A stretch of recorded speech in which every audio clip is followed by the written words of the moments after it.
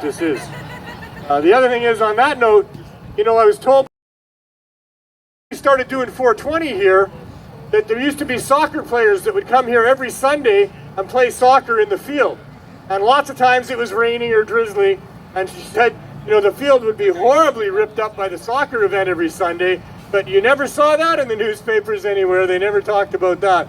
But they really do love to talk about our event here and harass us any way that they can. I'm not sure why. We're all just good people that are willing to even risk the stigma and the persecution that happens to people when you decide that you're going to use cannabis, or you're going to stand up for the right for people to use and sell and grow cannabis. That we're all good people willing to even risk, our own livelihoods and our own possessions just because we believe in this. And so here we are doing it again. And, our community is a very great community. It's far and wide reaching, and we're all of one heart.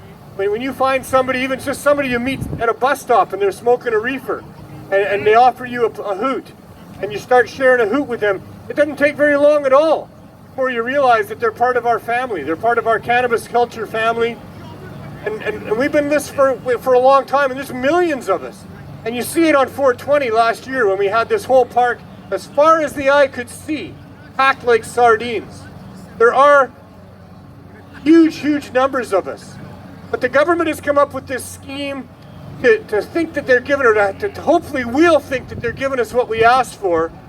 And they called it legalization, but it's only legalization for the elite.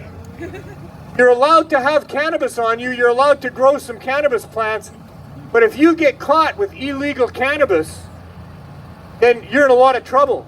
And if you don't grow for yourself and you got to go buy it from somewhere, especially if you're buying it from a government licensed store, you're just paying the fine without going to court. They're just putting the fine onto the price of cannabis. That's what they're doing. And it's a huge fine. To go to a government store and pay $300 for an ounce of a flower that grows easy, that's a huge fine that you're being charged as a consumer. So it's not really legal. You can have it if you pay the fine up front. They won't arrest you and put you in jail for having cannabis. You can only buy it from them, and this is not okay. So I think that the answer to their attack on us that they call legalization is three-pronged. There's three prongs to what we need to be doing. We need to have low barrier access to cannabis. They have to approve that. We've got an application in. The Victoria Buyers Club has an application in. Vancouver Compassion Club has an application in. They're very similar applications. They're to the federal government and to Health Canada to allow for low barrier access. And all that means is it can't cost you too much, because if you're a poor person, you deserve access without that barrier of expense. If you don't have ID, you can still buy cannabis, because that's a barrier to access. Unless you look like you're under 16, they shouldn't bother you about that. So low barrier are several things. There should be low barrier access into the supply side as well. But it should be easy for people to be able to be licensed, to be able to supply places that are going to sell cannabis, low barrier access. The second prong is to grow weed. Grow as much as you can grow. You got a space to grow, you got any ability to grow plants. Grow more than 4. Grow all you can. Help all your other friends grow. We still need to overgrow the government, and we still can overgrow the government, and that is a very important thing to be doing. Don't let them have the supply side. Everybody grow for everybody you know. Make it easy to share with your friends. Grow. And the third prong of actually getting what it is that we deserve in cannabis freedom and freedom in general is to cooperate with each other. Unite with each other. Don't let them split us apart the way that we have, to knock the hell out of our rallies so we don't get all the people meeting together. Don't let that happen. And there's a way that we can do that. It's through the internet, because the internet connects us all, and social media connects us all. And there's one particular media platform that can really help us communicate and connect with each other, especially if you're coming from someplace out of town into some new area. You don't know where to get cannabis. You certainly don't want to go to the government store because they support this Prohibition 2.0 because their weed's not trustworthy anyway and it's way overpriced. So you don't want to go to a government store. So what do? You go to cannamatch.ca. Cannamatch.ca. It's a site that's designed for people to find friends because we all need friends. And it's a site that's designed for people to find love because we all need love. And if you're a cannabis user, you want to find love in some other cannabis user. And how do you find them? Cannamatch.ca.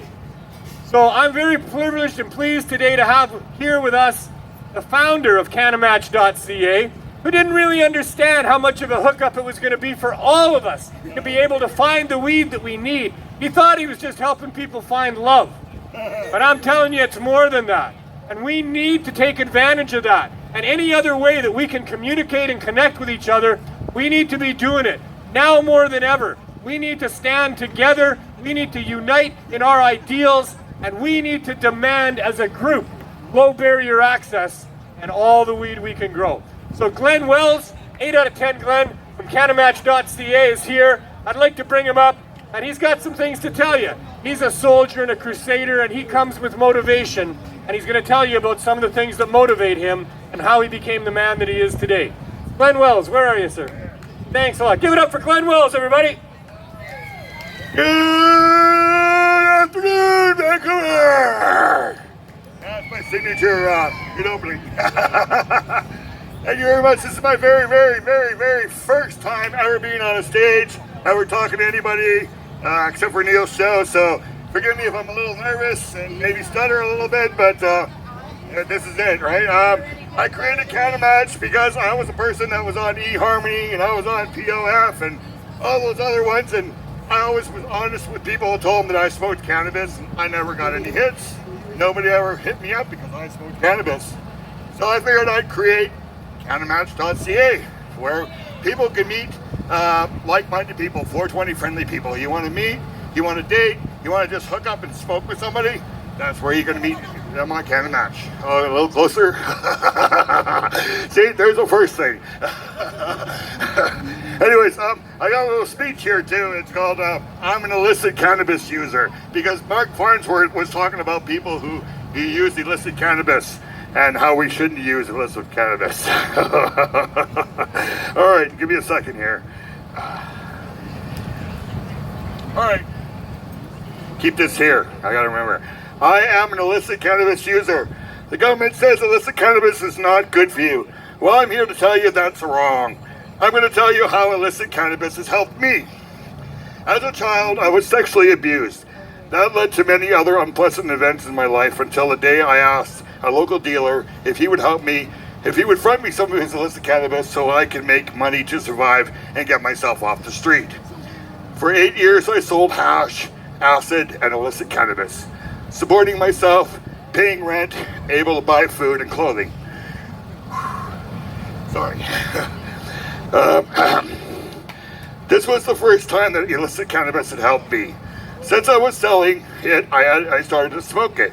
I found out that it helped me calm my mind and helped take away my scoliosis pain. This was the second and third time that cannabis has helped me. Later on in my life, PTSD became prominent in my life and my sexual abuse, and I started using crack. I had stopped smoking illicit cannabis and took up the pipe for 10 years. Then I was a single parent and I lost my kids when they were 10 to the family services because of my crack addiction. Illicit cannabis came back into my life and gave me back my life. After this, I was given persons with disability status. Now we all know that the government doesn't give you enough money to support yourself. So I supplemented my income by helping others get illicit cannabis. So it could help them also. I'm now into 40 years of smoking illicit cannabis, and I'm now 18 years clean from crack because of it. It helps me, thank you very much. It helps me daily stay healthy and calms my PTSD brain when it's having its way with me. So the provincial governments and the federal government, I love my illicit cannabis. It has given me my life, and it could help you and help your friends and family. don't buy government cannabis, as it would never help you like it's helped me. Thank you. Thank you, Cannamatch. Let's hear it. And here's Neil Magnuson. Oh, wow. I did.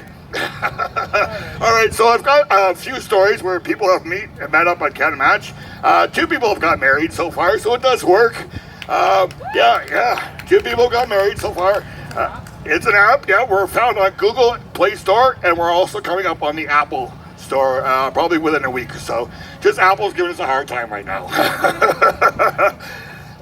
And also, it's we got a couple of sections for Cannamatch also. So if you happen to go to San Francisco and you're there with your date and you want to find some medicine in that city, you go to Cannamatch, find another couple in our section, and they can show you where to have dinner and get your meds safely.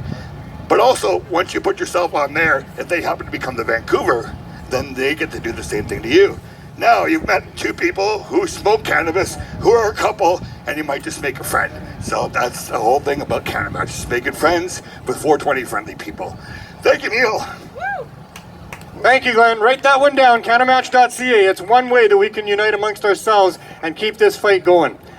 Just a few words from